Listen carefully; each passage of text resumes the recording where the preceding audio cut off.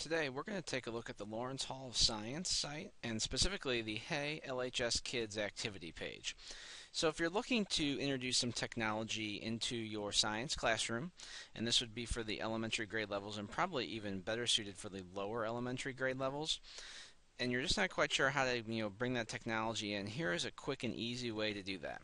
So what we have here are almost like basic mini online projects that are going on.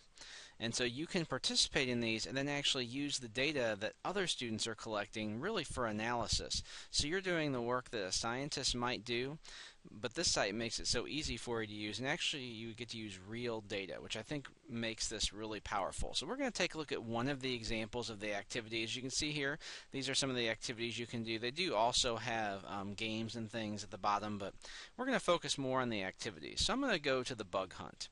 So let's say you were studying habitats and bugs and things of that nature. You would go ahead, you would enter in your zip code. So I'm going to go ahead and do that, 63038 here.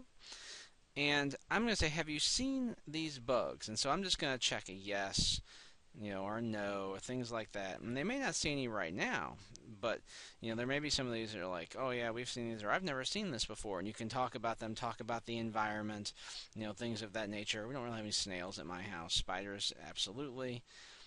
And so I'm going to go ahead and I'm going to submit my answers. Oops, I have to say no to the ones we don't have. So now let's go ahead and hit submit. And my answers are then also going to be added on here. So we can also see other people in the 63038 zip code. Here's how they compared to me. And so that can definitely be something you can look at. But then now, as you can see here are all the places that have participated.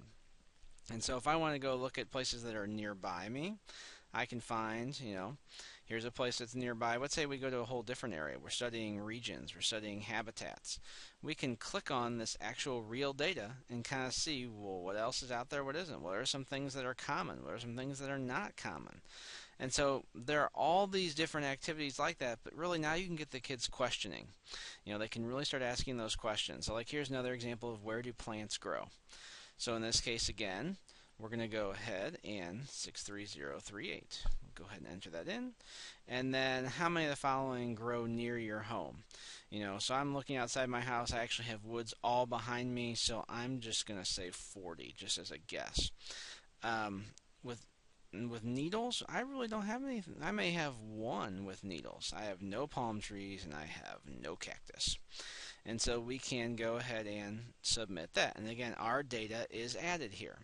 But the cool thing is now we can actually, we can say, you know what, let's look for anything trees with leaves. And so then we can talk about, well, why aren't we seeing any in this, the western part of our country? Well, we probably have the Rocky Mountains. There might be places where trees aren't growing there quite so well, or up in Canada where it's too cold.